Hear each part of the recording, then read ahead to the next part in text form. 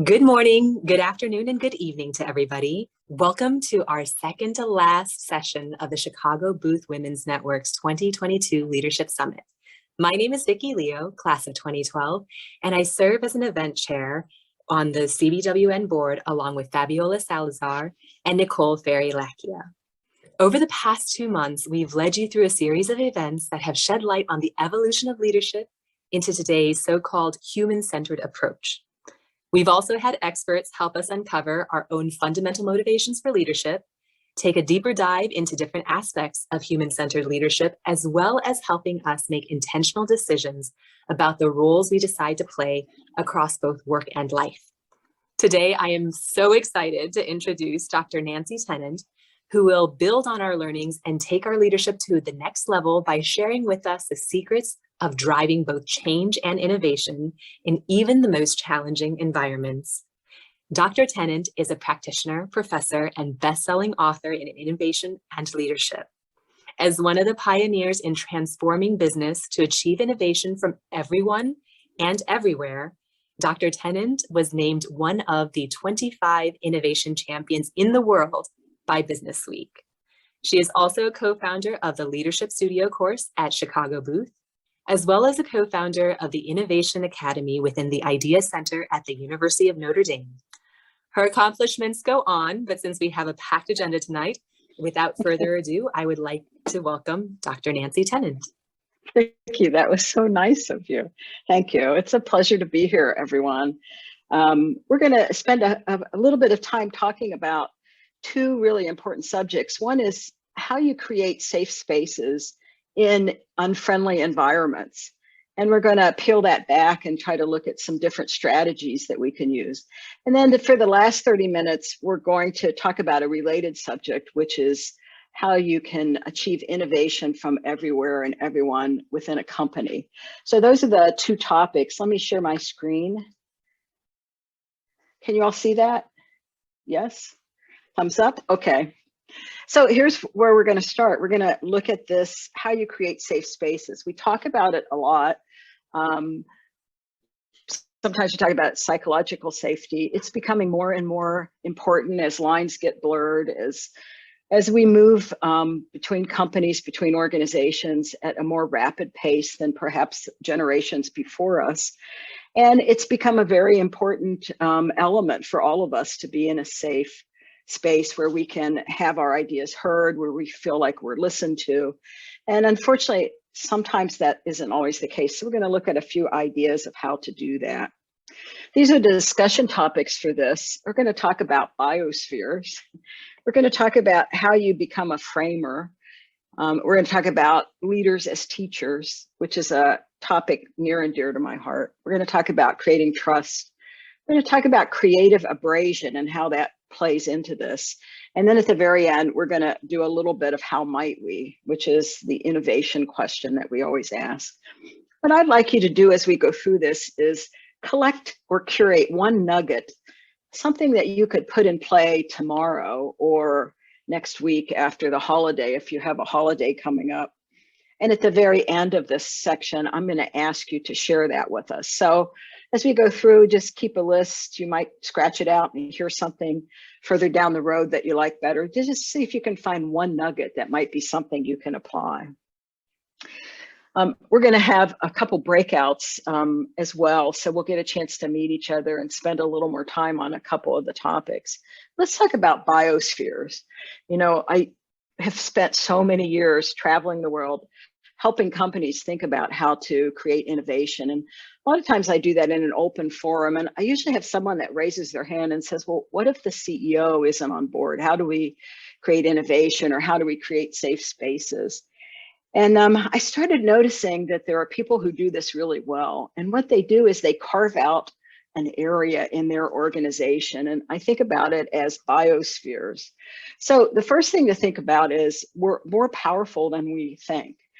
No matter where we are in the organization as a leader, our tendency is always to say, well, the CEO or the head of the business unit or whoever is up there is not aligned with safe spaces or with innovation or creativity or whatever. But I want us to think about what we can do in that space. So First of all, don't look up. Let's not think about what's happening up there. Let's figure out how to create a biosphere. And by biosphere, I mean, what is this space that you can create around the areas that you have influence over? So it could be if you're a supervisor, a team leader, a team member. There's a lot you can do when you think about creating this biosphere. And within that biosphere, thinking about changing the rules of the game a little bit if the rest of the organization is not friendly or even hostile to what you're doing. And we're going to look at a few ways to do that. So one is to think about creating a biosphere, and I think it's a good mental image for all of us to think about. The thing is, and we talk about this a lot in the leadership studio that we teach at Booth, which is how do you test the boundaries? All of us have assumptions of what's okay and not okay in organization. But oftentimes, not every time, but oftentimes if we just test that a little bit, we find that some of those are not true. So I would ask you to be really clear about what is okay and not okay of what you can create as far as creating safe spaces, and test those boundaries a little bit. The next one is, no matter what you do, somehow you need to stay connected to the organization. You can't have such a successful biosphere that you're kind of on another planet. And we're going to talk about ways to stay connected so that you can kind of do both things. You can have a safe space, but also stay connected to an organization that may not be as friendly to safe spaces as you would like. The next thing I want you to think about as a leader is, how do you frame opportunities? And we think about that in terms of sandboxes. And I'm actually going to revisit this later when we talk about innovation. But over the years, as an innovator myself, as helping companies innovate, one of the things I realized that leaders and innovators, leaders like yourself, have to do kind of an extra step to make sure that the people that work for you or the people on your team are connected to what's important to the organization. And so we think about that as a sandbox. It's a way to translate the strategy into areas of contribution. I mean, there's nothing worse than trying to create a safe space and then having somebody say, well, you know what, I have this idea and it's over here. And it's pretty far out of perhaps the strategic intent of what your group or your team's trying to do. So it really helps to limit some misguided efforts and put energy in the right direction. We're going to see an example of a sandbox here in a second. It helps team members connect to the larger organization. So even if you still have this biosphere, you saw the picture, there's kind of a tunnel that goes to the mothership, and that tunnel is creating the strategic sandbox. But most importantly, it creates places for safe play. And we're going to see this example here. So a sandbox just is, some people might call them a swim lane, but it's taking the strategy or the project plan or what you're trying to do and creating boundaries, but making it robust and fun enough so that there's lots of areas in there for people to contribute. For example, when I was at Whirlpool, the sandbox we started with when we started innovation was the innovation at the beginning had to come from a core business. We weren't quite ready to do the beyond the core, the McKinsey 3 horizons. We knew the core was fragile. We wanted innovation in the core. It had to be brand led. So we weren't quite in a place yet where people could create new brands. We knew our brands had a lot of depth to them and needed a lot more innovation in them. It had to create a competency, which is kind of an unusual guardrail for a sandbox. And in that, people had to learn how to do it. You couldn't just hire a consultant to come in and say, here's what you need. We really wanted the people of Whirlpool to learn how to do it. And it had to contribute to our growth platform. So it had to make money and it had to wow customers. So that was the sandbox, and that's a big sandbox to play in. So here's what I'd like to do in the first breakout. First thing I'd like you to do is to screenshot this. I'd like you in your breakout groups to talk about describing what your team's sandbox might be and how you might communicate to that team so that their creativity, their energy, their discretionary energy is all channeled in the right direction. And I'm going to give you about 7-8 minutes to work on this. And so I'm going to turn this over to our hosts and ask you to go ahead and put us in breakout rooms. So Mary will be sending us into our breakout groups. Go ahead and accept.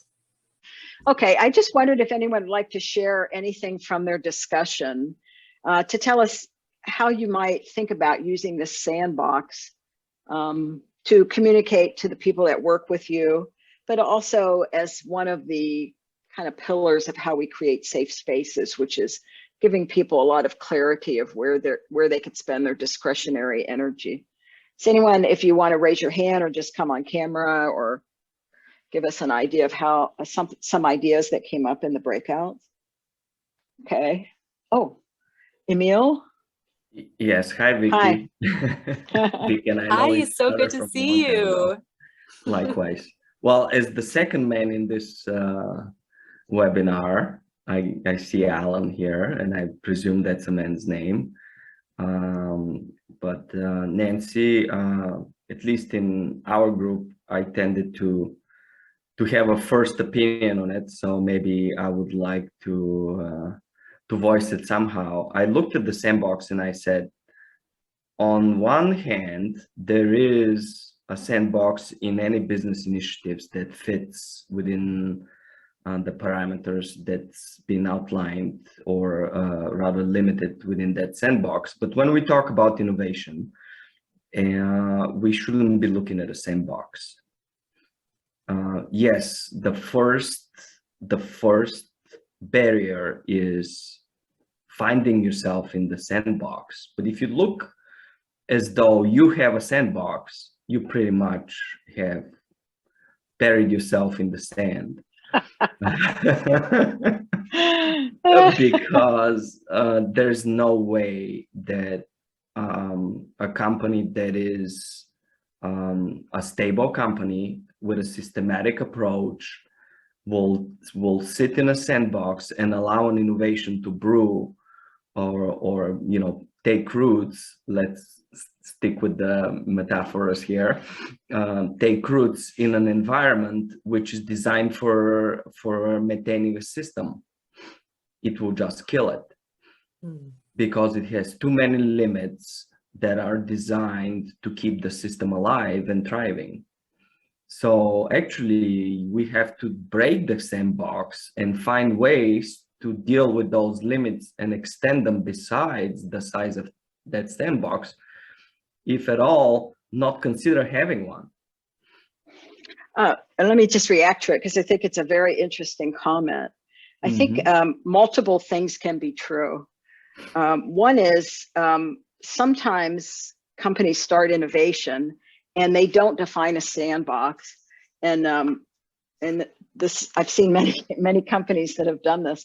And so innovators get very excited and they go out and they create innovations, and it doesn't drive to the strategic intent. And so those innovations, as you said, are shut down.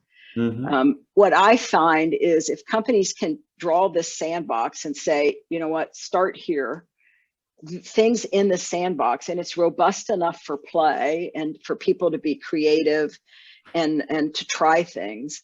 I think that's a point in the right direction. I think you're also, the other thing that's true is if the bigger system, as you said, is not innovation friendly, right, then creating a sandbox is not going to help. So I think two things can be true. And what I find is, companies are in all different places. Some companies have worked very hard to kind of open the door for employees to be innovative and have not taken the step to do the sandbox. But you're absolutely right. Some companies are going in a different direction. Yeah, I would like to chime in a little bit as well. In my experience, if I look at the demographics of innovators in my company, most of the innovations are coming from engineers, designers who have that motivation to innovate. And business operation side, they are buried in their daily jobs. Somehow it's hard really to push them to be innovative. So, but the point is, for innovators, in my experience, setting a boundary at the beginning may not be productive to motivate innovations. I mean, at early stage, I think that's my point. Early stage maybe not productive. Later stage, when it comes to refined innovations, so the funnel process, that might be a good idea to, to really convert innovation into realistic idea. That's my point. Yeah, I see your point. I'll give you an example of a company that I worked at, and that is, so we started with great intentions and didn't have a sandbox, and we started by training employees on innovation, and we had teams of innovators working around the world.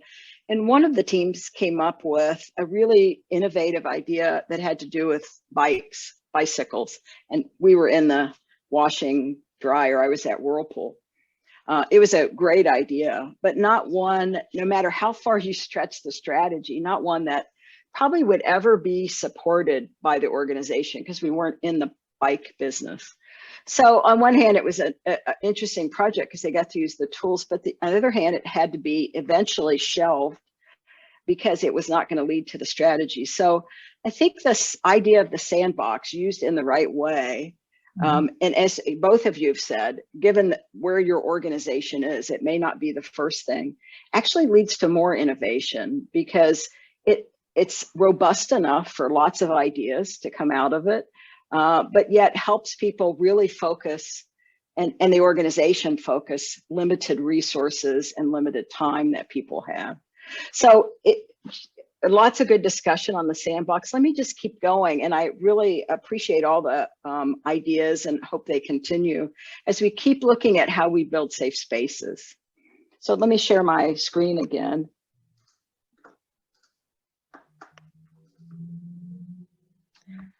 The next thing I'd like you to think about is leaders as teachers. And Vicki said in the introduction, I teach in the at the Booth School in a new program. It's about 4 years old. That's called the Leadership Studio. And one of the pieces of that is helping leaders to become more like teachers.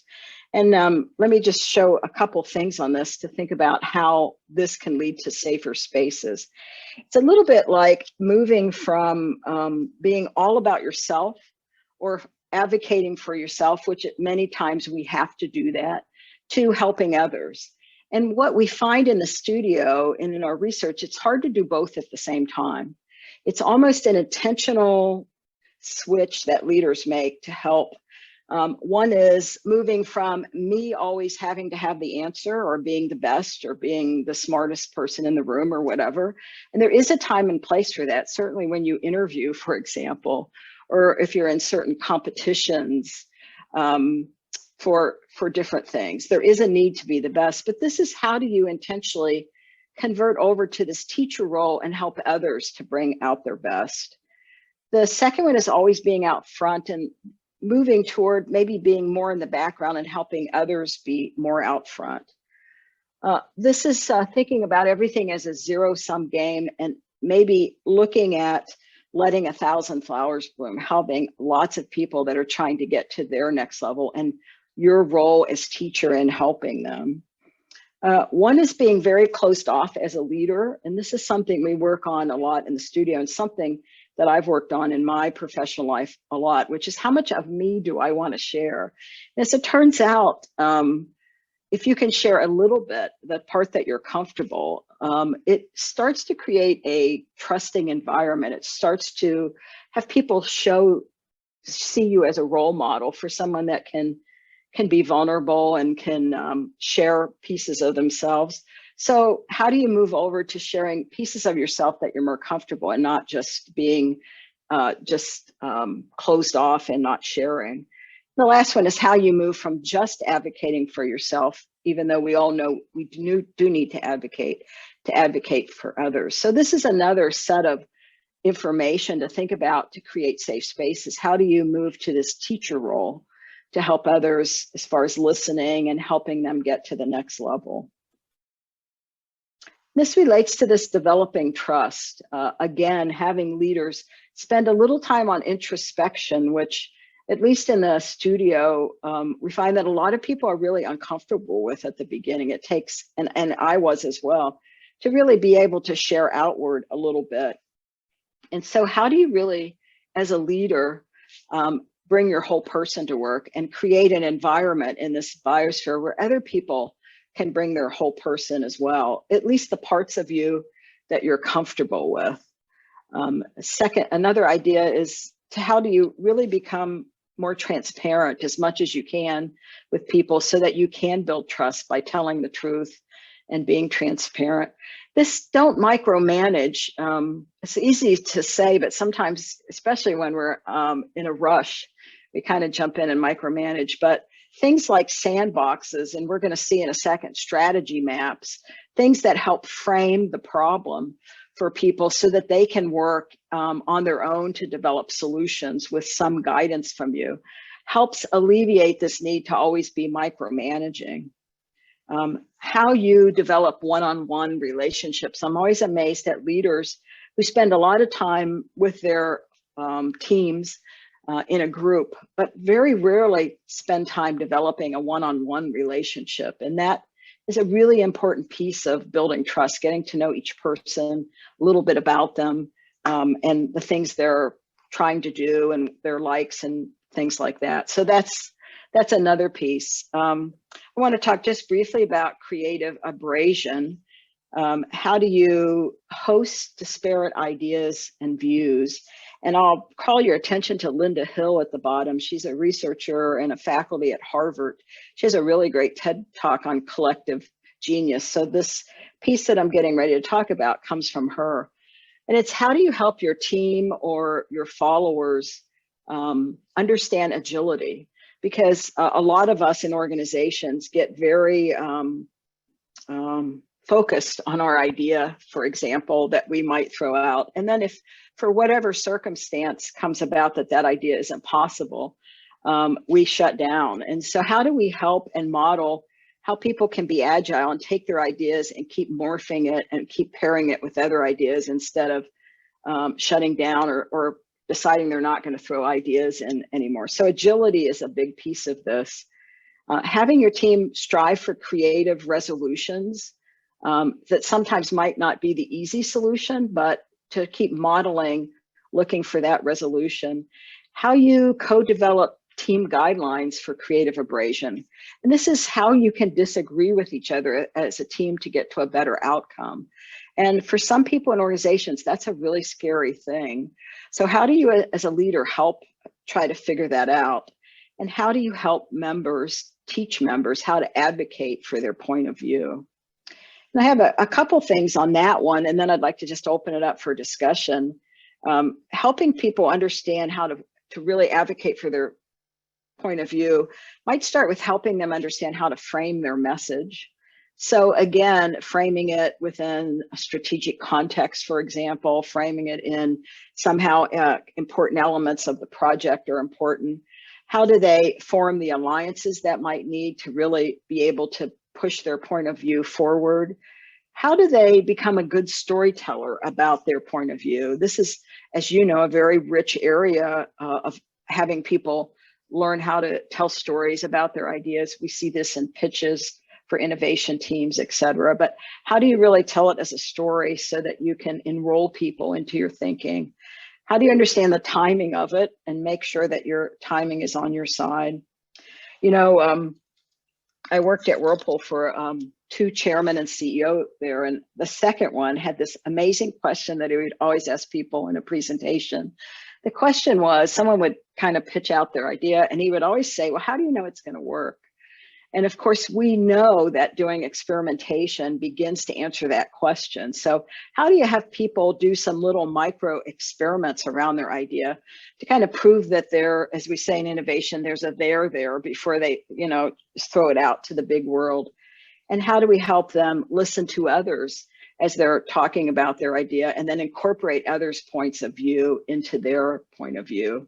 So those are just a few ideas, but I would like to stop and just see what ideas you have about how to help people to advocate their point of view. Please go ahead. Hi. Yes. So hi, I'm Zenia. I like the term creative abrasion. I like how you phrase it. I haven't heard it like in that phrase before. I think it's really nice. One of the pieces of advice that I heard from another female leader that resonated with me was specifically advocating for something that may be a little bit scary to sort of upper leadership.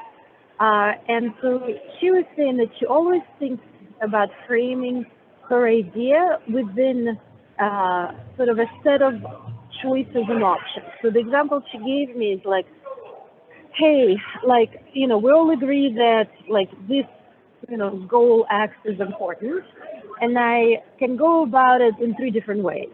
I can take like a year and make sure that I check with every single stakeholder so we don't leave anybody behind. But, like it will take a long time. I will drive the bus really carefully. And, maybe in a year, like these are the outcomes we'll achieve. Or, I can sort of like, I'll be a little bit rough as I'm turning corners, and I may lose a passenger or 2. I may not check with everybody, but we are going to deliver fast, and I'll get you there. And these are the outcomes. But, some people may feel like they're a little bit left behind. Or like there is this sort of in-between option. And she always frames it so that like the in-between option is like a safe option to go for, and it's like exactly what she was hoping to accomplish, but by giving the sense of like, okay, here is one extreme choice on this side, here is another extreme choice, and I'm gonna go for this in between. What do you think? But giving sort of the pros and cons of those ideas, I really like that. Yeah, I like that too. That's fabulous. I like that a lot. Because it does give people some choices and helps whoever's kind of pitching the idea kind of frame it a bit, as you said. I think that's a great tactic to think about in helping people advocate their point of view. Thank you for sharing that. Anyone else have anything? I mean, keep thinking about, people in organizations. We on the call on the Zoom here probably have a lot of experience of pitching ideas and presenting and things. But as you know, lots of people in the organization don't have those experience, and it's really terrifying for some people even to throw an idea out. I did a lot of research on what it takes to just get that first idea out there, what kind of environment it takes, and for some people it takes a lot. So this is not a small thing to help people understand how to advocate their point of view and how to thrive in this creative abrasion so your team can come to the best conclusion. Let me go back and share and keep going on the safe spaces, and then we'll get really deep into innovation.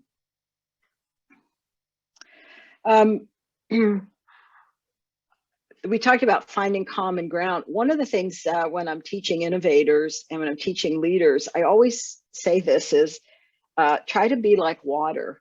And what I mean by that, you all know what I mean by that is, there are very few hills worth dying on in companies.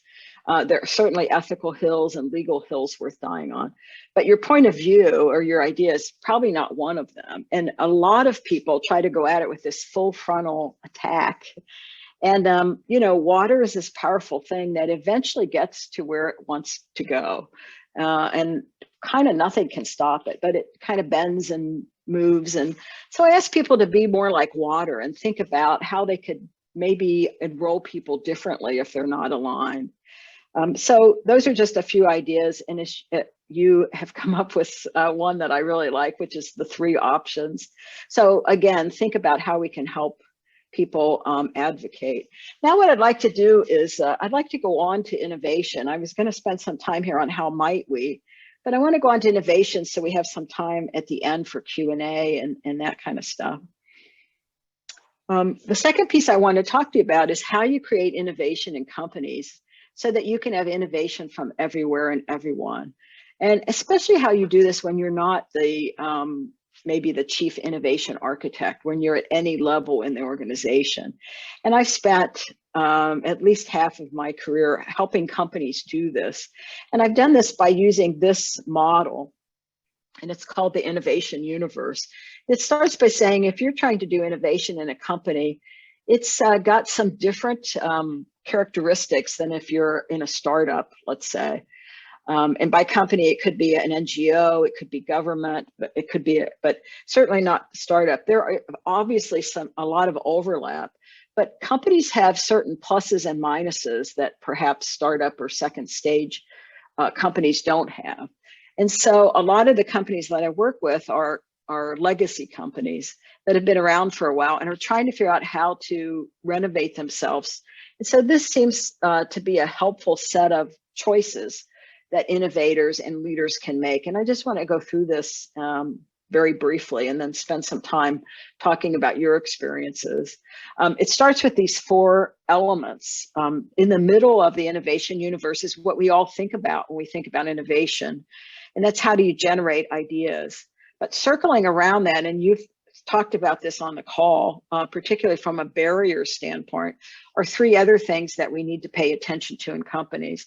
One is how we frame innovation and make sure that people understand where innovation, where the company is asking for innovation and where it's going to really help execute the strategy the most. The second one is embed, and we talked about that a little bit, and that's got culture and other things. How do you begin to renovate the company? Because, you know, most of these companies that we're talking about were not built from day one to be innovative. They were built for zero variance, for keeping people in job descriptions and not having them kind of step out of a box. And then suddenly we bring innovation in and things aren't working quite right in the organization. So how do we renovate our organization to be less barriers and more drivers of innovation? And last one is, how do we lead? How do each of us lead and unleash potential in ourselves, but also in others through the innovation universe? What I want to do is I just want to drill down into one aspect of each of these. The first one is frame, and that's a strategic mandate, and that has things in it about where innovation fits in the strategic architecture. It also has in it, is there a way your company is going to define innovation? And these are choices. But a lot of companies spend a lot of time saying, look, these kind of things, or this is the criteria that constitutes innovation in our company. And this is the definition. And some companies decide not to do that. The other piece is, what is the innovation blueprint? If you're actually going to try to embed innovation, how are you doing that? Are you training everybody? Are you bringing in consultants? Are you creating ecosystems? What is your methodology to get innovation to the next level? The last one is not inconsequential, and that is, how does this innovation stuff fit with other initiatives? And the one that comes to mind most is continuous improvement, Six Sigma, et cetera, which on the surface sometimes seems to be opposing, but if you work with it and kind of drill down, you see that there are places of overlap where they absolutely help each other. So let's just look at one piece of this and the strategic architecture is what I want to look at. And I'd like you to use I was going to say use your real hand, but you're not on camera. Maybe just use your Zoom hand and answer these 3 questions for me, and keep your hand up if you can. Does your organization have a strategy? So if your organization has a strategy, could you raise your hand, your Zoom hand?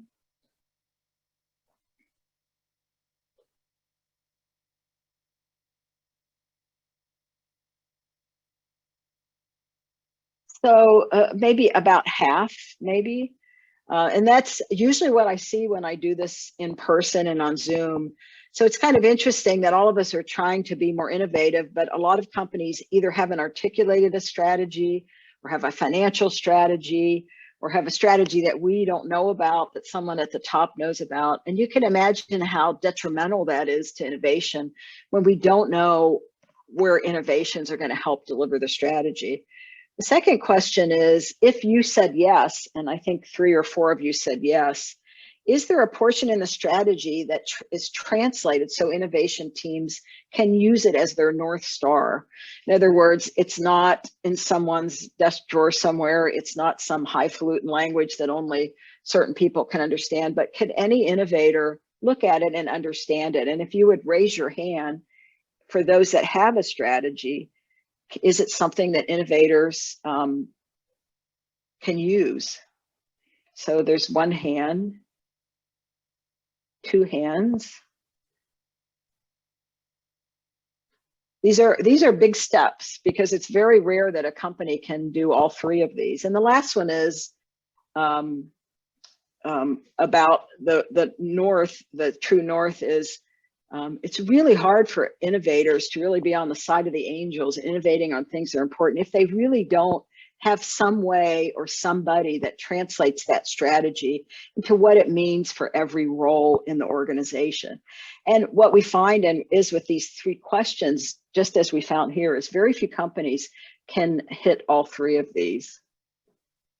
Now, what you're seeing now is a strategy map. It's one of the things I teach innovators at all levels. And what I say is, if your company hasn't done this for you, you have to do it for yourself. And you have to go find the strategy, find the people that work on the strategy, and find enough information. And one way to do it, this is not the only way, is to use a strategy map. And I'll show you the reference to this in a second. It puts the whole strategy on one page. It's pretty high level, but it says, look, here's the financial performance, here's the customer or marketing performance, here's the internal processes, and here's the people aspect of the company. And as you can imagine, each company has a different learning map. I've done this with the First T, which is a nonprofit organization I've done a lot of work with different chapters. So with nonprofits, I've done this at Whirlpool, and I do this in all my innovation classes. I have innovators begin to try to do this. And you can see why this is important. If you're starting an innovation team and you're not working on something that's somehow relevant here that you can't link to this, it's going to be really hard to get sponsorship, to get funding, to get air cover, to get all the things you need in an organization to get started on your innovation. So the bottom line here is, if someone hasn't done it as an innovator, you need to take it on and do it for yourself. Here's the reference, by the way. It's a really seminal article on strategy maps and really interesting reading. Now, the second piece is generate, and I'm going to go through this very briefly, and then I just want to open it up for some more discussion. Generate is the heart of it. It's how you get from kind of idea to launch to the marketplace. It includes things like, are you going to have a unifying innovation process? Are you going to teach people that process, or is it okay with people to come up with innovations however they want? What kind of ecosystems are you going to put in place to support the innovators? Are you going to have someone that we call them I-mentors, that are like 6 Sigma black belts to innovation? And who are these people and how will you train them? And then how are you going to measure and track and eventually perhaps a goal the innovations that are in the pipeline and launching, et cetera. And I just want to do a deep dive in one of these, and that's the innovation process. So we've done a lot of research looking at all the great innovation processes around the world. And when we teach innovation, we teach this, which is a generic process. Because what we find is most innovation processes are trying to do the same thing. They're branded a little different. They have some different nuances. But we find that if innovators understand this unifying process, they can go to any company, no matter what their innovation methodology is, and succeed. And this starts with a targeting opportunity within a company. We call it an opportunity brief. It's kind of the innovation version of a project plan, but you don't know exactly where you're going, but you need to get some funding. You need to get a few people perhaps on your team or a few partners. So you have to say something. So how do you begin to target the resources you need? It goes into discover and ideate, and oftentimes in innovation processes, these are together, but we really believe they should be separate. Discover is breaking your frame of reference on whatever it is you're thinking about by getting new information from the world through customer insights, competitors, analog technology, all different perhaps lenses that you could apply to it. And ideate is taking all those insights and looking for intersections, because innovation happens at the intersection of things that don't normally go together. So that's the collide and decide.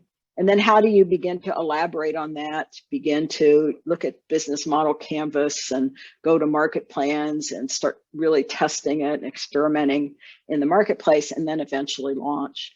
So let me just open this up for discussion. For those of you that are in companies that have innovation, do you have a methodology, and is it somewhat similar to this? Or are you in a company that says, look, we don't really want to have a shared methodology. We don't really care how people get to innovation. We just want them to get there. Tell me what's happening in your organization. Hi, yeah. Hi. So I would say for us, we are definitely, like, we don't have all the pieces. I think that within our design and research organization, because they are very much like embracing design thinking and experiments, etc., there are more of these pieces in place. But if I were to think about the full company, I think we do need to get more organized around putting all the pieces in place. Okay, thank you. How about anybody else? Looks like we had somebody chat to say that their company okay. is not Thank you. very strict. So the different teams can tailor the process however they want. And is that Catherine? Because I have a question, Catherine. Does that seem to work for your company? Yeah, I work in a pretty large organization, so it's tough to gauge how it's working more broadly across the whole enterprise. But certainly within our teams, it seems to help if we are able to keep things fit for purpose. Yeah. When I was at Whirlpool, we had a big debate of which way to go. Should we have one process and train everyone on it, or shall we say, you know what, however you get there is fine, just get there? And we finally ended up, because we're one business everywhere in the world, and I don't work for them anymore, but when I worked there, we were one business everywhere in the world.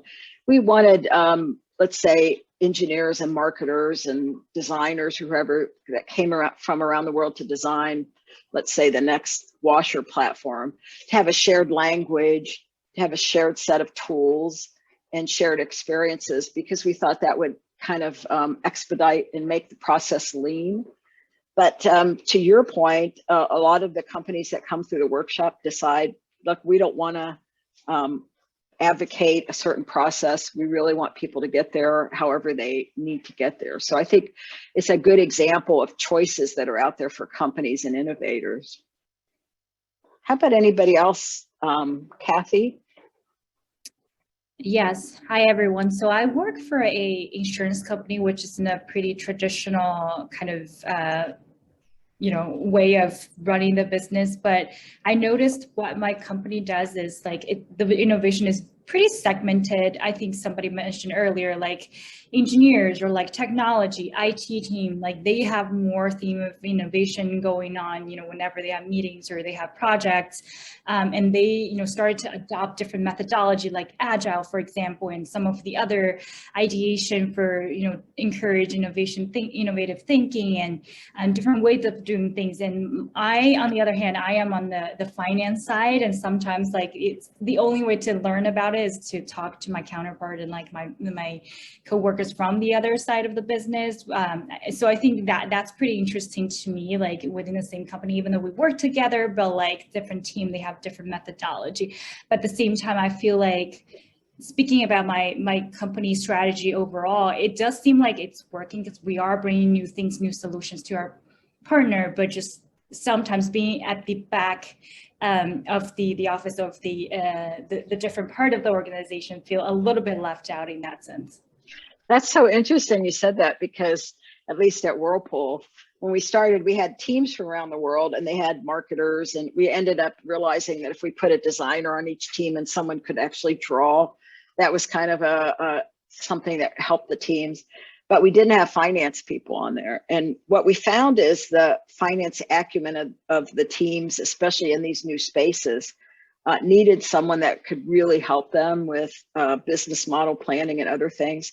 So we ended up advocating that every team have a finance person. And so that's kind of interesting to hear your experience, because there's so much that you can add to those teams and help and teach those teams certain things about the business and about competitors and et cetera that they might need help with. So I hope that changes for you.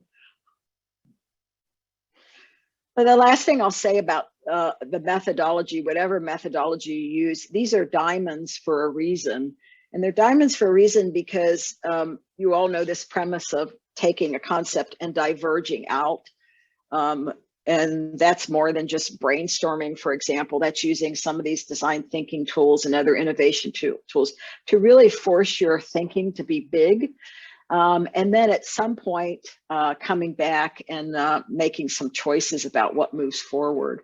And in that diverge and converge, you can see the different types of people and the different characteristics of people. You know, you have people like myself that would just daydream all day forever and never get to the point. You have people kind of on the converge end that like let's make a decision, let's get with it. And having all of those different characteristics on a team is really important for innovation. So it's not by chance that these are diamonds, they're diamonds for a reason. Want to go back and share my screen and just finish on innovation here. There's the diamonds, by the way. The next piece is one we got into a little bit, and that's how do organizations actually embed this? And there's lots to say here because, as I said earlier, most organizations that we work in, not all of them are Google and some of these other really innovative companies, and some of them have been around for a long time and were certainly not built from day one for innovation. And so if they have the tendency, if they have the need to bring innovation in, there's kind of a civil war that happens between the old traditional, as you know, and kind of bring in these new things. And in this embed, it's how do you not necessarily throw the baby out with the bathwater, because so many of those things that were started in the organization are part of the reason your organization's still here. How do you begin to tweak those? And I would say as the head of innovation at Whirlpool for 17 years. The first few of maybe 5 of it was to working on Generate. The last part of it was all on this, was all on re-engineering some of these big processes that drive innovation and drive culture to make sure that innovation could be sustainable. So again, 4 things to look at here: the change models, the organization principles that underlie the organization that may or not be innovation friendly, culture, which we talked about earlier, how you begin to change culture. And then the one I wanted to just spend a few minutes on, the one that doesn't get a lot of play, is management systems. So I said earlier, there's this 2 sides to the coin, and we most normally talk about culture. But as it turns out, a lot of the barriers in organization are more maybe left brain than culture, and it's management systems. And I'll say it this way, you know, when your CEO or the head of your organization goes on vacation, your organization still runs.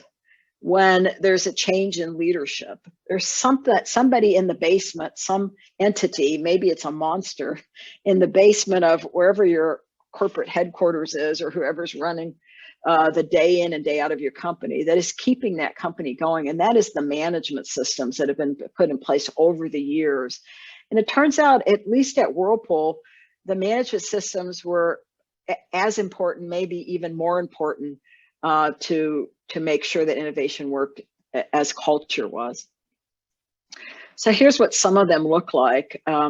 You think about the physical and virtual workspace, for example, and the choices your companies make around that. When we all went to Zoom, all of us panicked, like, how are we ever going to innovate?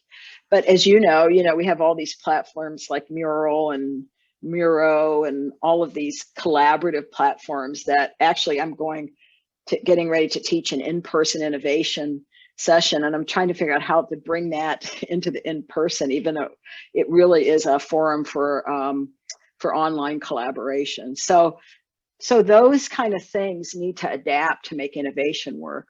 This next one is really important. It's what we were just talking about, and it's finance. You know, when Whirlpool started innovation, Whirlpool's a big company.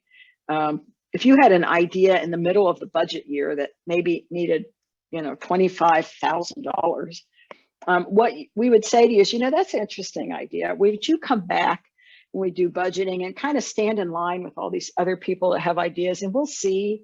But everything's kind of allocated out, and, you know, we don't have a lot of money for things like that.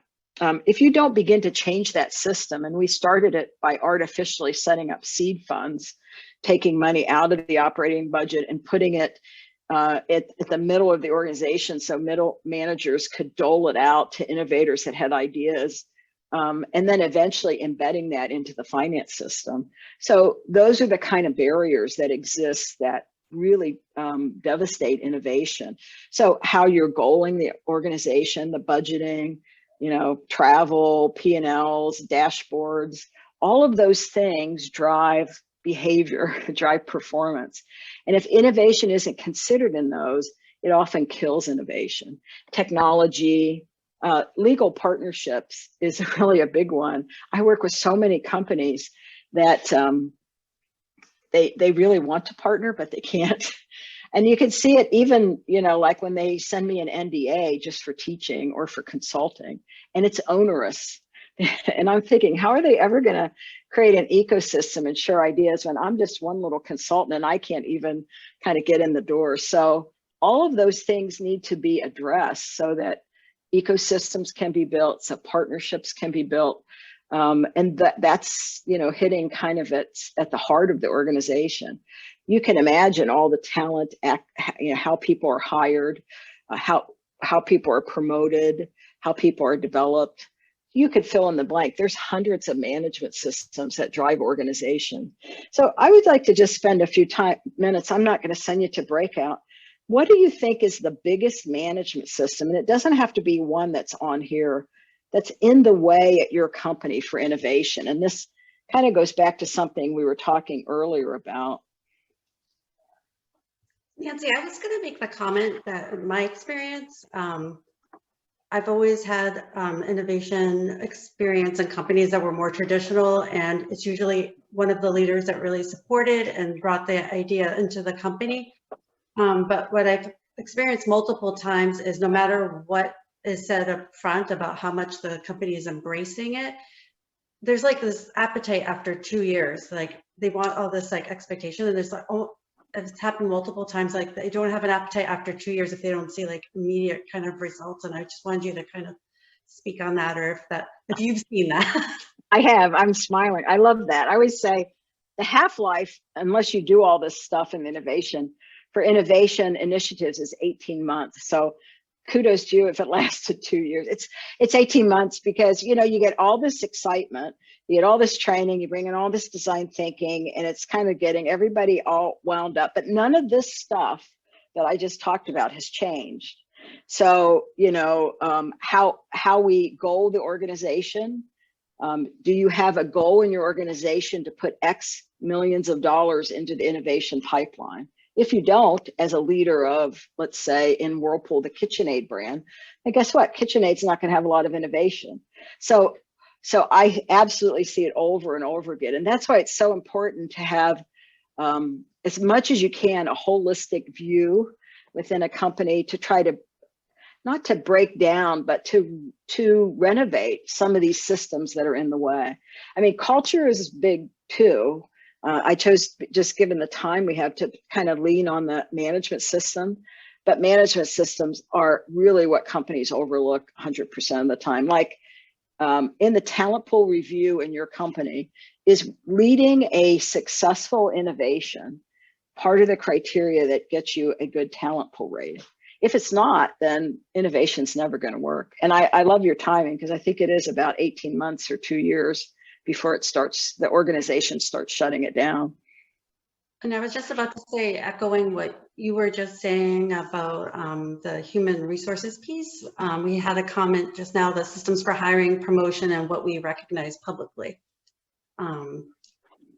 supporting innovation. The other comment that we've had since we last checked in, what if we look at an organization that was built from the beginning for innovation, such as a startup from the onset? Yeah, I don't know what, maybe I need more about that question. If you could give me a little color on that question. Yes, Nancy, it was mine. And Oh, please. actually, the spin-off is a little different. Not that we look at a startup as a built-in from innovation, but if we look at an established organization as though it was built for innovation from the very beginning, because any company was a startup at some point. Yeah. Yeah. So I mean, we're not saying, well, in essence, you have to answer the question, what went wrong? Because something broke. what do you think? Somewhere along the lines. What do you think went wrong? The systems became too constrictive and too limiting. Yes. to allow for it to work nimbly and in an agile way. That's exactly, I think, what happens over and over. Too much rigidity. Yeah, I have a little quick story I'm going to tell you about that. Whirlpool had this, you can look at, there's a HBR case study on this, just this big transformation and innovation. And at the beginning, it was phenomenal to be part of it, and just changing everything. And we got to a point where we said, we are going to have a definition. We have 3 criteria of what constitutes an innovation, because we were trying to get the organization to understand how to wow consumers with a new product. And so we said, okay, 3 criteria. Wait a minute. If we have 3, maybe we need to define those a little more. And you kind of see where the story goes. Okay, let's define it. Wait a minute. Maybe they need a worksheet. Maybe each innovation team needs a worksheet. Okay, maybe they do. Oh, wait a minute. And it went on and on. So I would go around the world and meet with innovation teams, and all the meetings were about the worksheet. There's no innovation going on. And you're absolutely right. That's what happens. We just have this tendency in organization to over-processize things, over-structure. And, you know, this is this little pendulum that you kind of have to be aware of. So when that pendulum swung over to the let's have 42 forms, then someone had to step in, me and other people, to say, wait a minute, let's go back and free up the innovators so they can innovate. So I think you're absolutely right. What else do you think gets in the way from a management system standpoint in your company?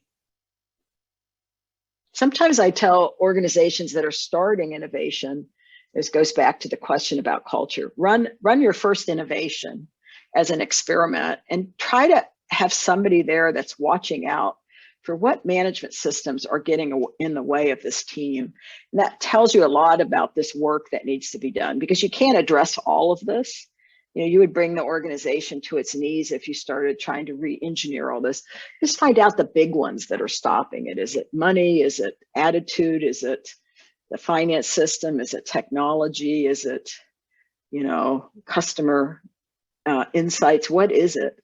And then begin to build on that.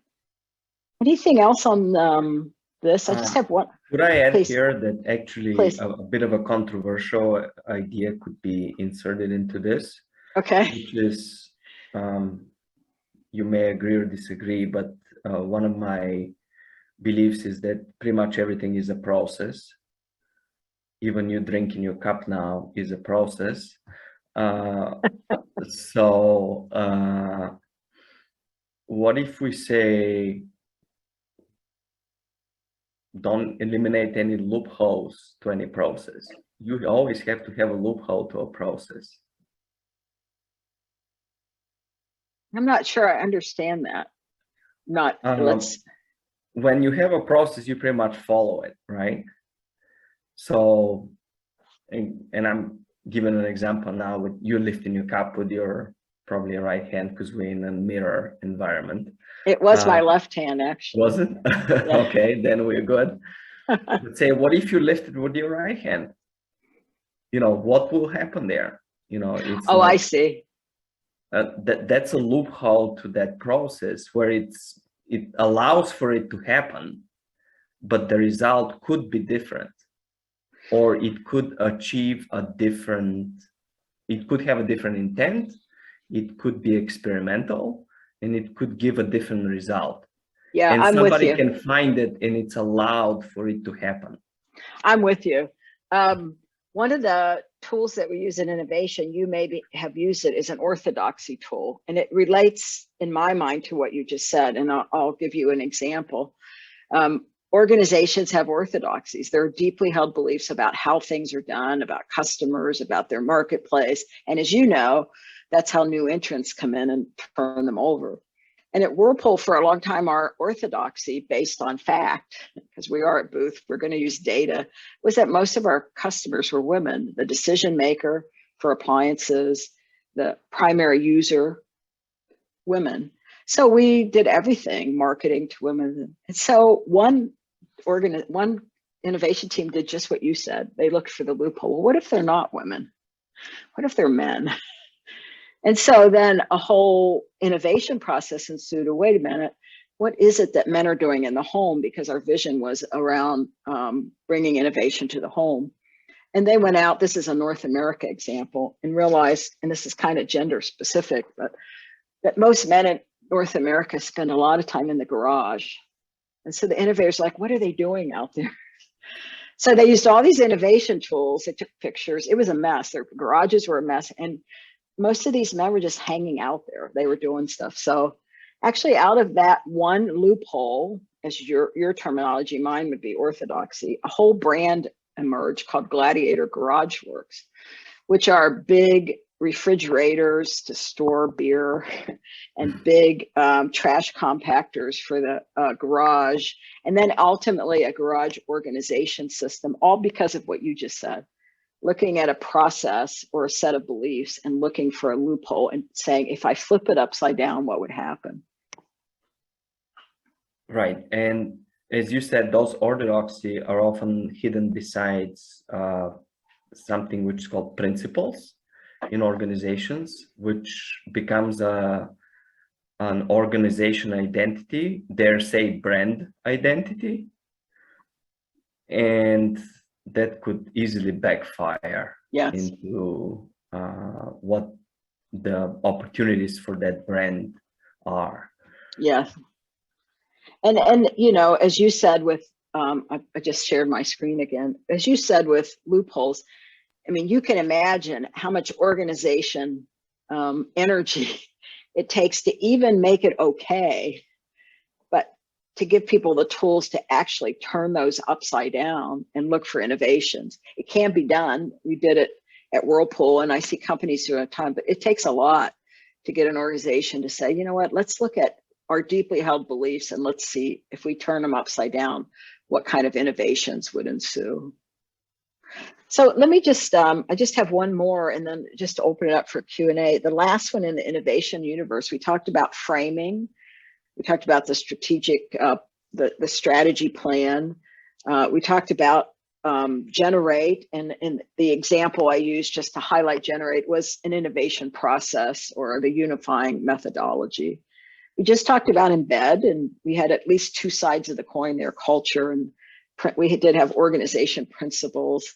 We had management systems, which we spent a little bit of time. And this last one is lead. This is how do you unleash potential in this innovation world and this innovation economy. And a couple things to think about: network leaders. How do you become a network leader? And I'll talk about that one in a second. Environment architects, which we just talked about. How do you create safe spaces for people to thrive and be innovative and feel like they can take a risk? How do you move from having resources allocated to you to becoming resource creators? And lastly, how do you move to a thought leader in this innovation space? And I just want to spend a few minutes on this one, which is, you know, we're still, to my friend Gary Hamill keeps trying to chip away at this with humanocracy. If you haven't seen that literature, it's worth reading about what's wrong with the hierarchical structure and why we can't walk away from it. So it still exists, but yet you all know that work gets done through this network structure. And so these horizontal connections. And how do you become a leader that can see that and kind of curate or host the right connections within the organization and outside of the organization? And that's a different skill set than, let's say, in our parents' generation, or even my career early on, which was if you were good at hierarchical structure, you could succeed. But that's no longer the case. So this whole idea of how you lead by thinking about networks and how to bring people together that can not just innovate, but make changes that the organization needs, et cetera, is a set of skills that we all need to adopt and keep working on. So I'm just going to stop now and just open it up for questions. I covered a lot. We talked about creating safe spaces. We had a few ideas within there. We talked about innovation and the 4 pieces of the innovation universe. I just want to see just Q&A, what's on your mind, or comments or angst or anything. I was just going to make a comment about that last slide. When we were rolling out a new innovation at a company I worked at a few years ago, my boss challenged me to basically, we knew where the biggest resistance was for the rollout. And she challenged me to basically go, if I influence this one salesperson, he would informally, lead the path. And I found that just doing that and recognizing the power that he had within the organization and explaining how important, explain to me what your pain points are, and you alone coming along with this, this idea will help the whole organization. And it was so successful. It was amazing. Oh, that's fabulous. That's fabulous. Yeah. There's it's kind of like a key to a door that you turn and start seeing the organization very differently, and seeing, as you said, we used to do a social network analysis. I don't know if you've ever seen that. It actually came out of Booth. And we did one with launch teams, which are the people in big product organizations. You have launch teams that launch platforms, and have launch schedules and launch. And what we realized is across the product categories, none of the launch teams, after we did the analysis, talked to each other. So they were all little islands. And so it's just this whole different world when you start looking for these network leaders and these network kind of clusters. The other piece I'll add is I used to go around the world and meet these people during the day, and then I'd go out to dinner with them, and I'd find out they had the most creative endeavors outside of work. They built furniture, and they, were artists, and the CFO was in a band and played jazz piano, and like, what is going on here? So I and a few others started a network called the Creatives, and it was just to bring people from around the world together in a creative space that had not met each other because of this lateral view of looking, across networks. Anything else on your mind? Any questions or comments or? Yeah, I was going to mention, and related to that comment, one of the things I'm finding sort of being in a large company is that invariably, like, there are organizational silos that get formed, and it's one thing to just say, like, yeah, silos are not good, but there is also just a limit of time, right? And so normally, if you're within a given team, within a given org, that's your universe, and there's only so much time that you can have trying to go across those organizational units, and and especially, there is a point around just creating sort of these more informal networks where people have a chance to mix and mingle and ideate together. But what I find hard is when you don't have alignment at the very top of executive leadership of, let's say, related organizations, because then it goes back to strategy, right? If you don't have alignment on strategy, then you're not providing as much of that guidance to everybody below on what is most important, to what problems are we trying to solve. And especially when you kind of just have somewhat conflicting strategies or conflicting priorities, if you're in one organization comparing to another organization. That's something that I'm definitely facing and seeing in our company, and I'm curious. Let's say if you're not somebody who is at that level, but you're maybe like a level or two below, and you're trying to influence, so it's kind of not in your scope of control, maybe it's in your scope of influence or circle of influence. Just any suggestions, recommendations, or things that you've seen effective in trying to influence more of that higher alignment at the very top? Yeah, and I'll start, but I'm sure other people on the Zoom call have good ideas as well. I mean, one thing to think about is there's this continuum of innovation. I should draw it out or something. It's just now occurring to me. And within your biosphere, within your whatever your span of control is, you could do a little bit or you can do a lot. So you could do a little bit by, let's just say you're doing yes and with your team, and just introduce yes and so that your team knows when they offer an idea, it will be accepted and people will add to it. Maybe that's one extreme of the continuum. The other extreme is, robust innovations that hit the marketplace. And all along that continuum, I think there's things you can do. What I saw the most success was a team that would kind of go to the right of the continuum and just start an innovation project that they didn't need a lot of money for. They didn't need a lot of permission. You weren't taking away from any other initiative that the organization had them working on, and just get their foot in the door with an outcome, and then use that as a scaling mechanism to start getting bigger and bigger innovations. I've seen that a lot as a success mechanism. It's tedious and it's not as maybe as satisfying as having a big bang and having everybody support you, but it's kind of like this being like water. I'm going to start here. I'm going to show the senior people that there is a success, and I'm going to find whatever is the right project, and then I'm going to start scaling it and get bigger and better at it. Yeah, thank you. Yeah, that's good advice. I like being like water as an analogy. Thank you. Does anybody else on the call have any other ideas? I have a question and probably a little bit of a discussion could get into that about the strategy map that you showed earlier. It had some kind of a hierarchical nuance to it, in the sense that financial performance was on the top, people and learning on the bottom, with arrows going up. I took a screenshot, so I'm looking at it so I can actually see what it is.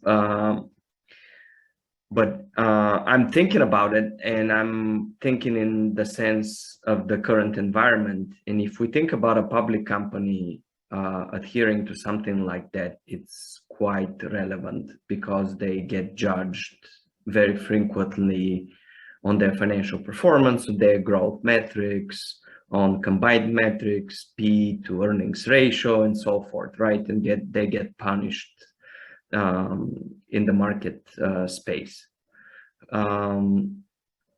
However, if we look at a private company, that's not necessarily the case. Hence, a lot of private equity companies take public companies private, because they have to comply to public requirements. Then if we look from a systematic point of view and an innovation point of view, if you look at a systematic, say, net positive project, you're probably going to sign off as an executive to a more certain financially sound project than on an innovation one, because the very variable of probability would skew the financial performance in favor of a more stable project. So I was wondering your thoughts on that. I'm just looking at the time. We have like 2 minutes, so maybe you and I need to have a conversation offline, because that was Sure. a very deep question. I mean, I guess my comment is it depends. You know, if you're an organization that's trying to grow, and by the way, go online and just type in strategy map and you'll see all different kinds of strategy maps. It's kind of Absolutely. fascinating. And, you know, almost all of them have growth and continuous improvement or something as the two top tiers. But it depends. If your organization's trying to get to the next level, like Whirlpool was, you would absolutely want to find those innovations, because, you know, it's a longer story, but we had an innovation pipeline and leaders were rated on how many innovations they had in the pipeline, how many millions of dollars of new revenue was coming into the company because of their innovation project. So I think it depends on something you said earlier, which is the culture and the management systems and the goals. That's kind of a short answer to a very long and interesting question, but I just wanted to look at the time. And you see, I put my email address on there. Please feel free to email me if you'd like to talk about it more. But I think I'm going to say thank you to everybody and turn it over to Vicki. Yes, thank you for keeping us on time. And I know it's getting late for some of the folks on the call as well. So that concludes tonight's event. Thank you, Dr. Tenen, for sharing with us these frameworks that we can use to build biospheres of safe spaces and not only frame and generate, but also embed and lead innovation.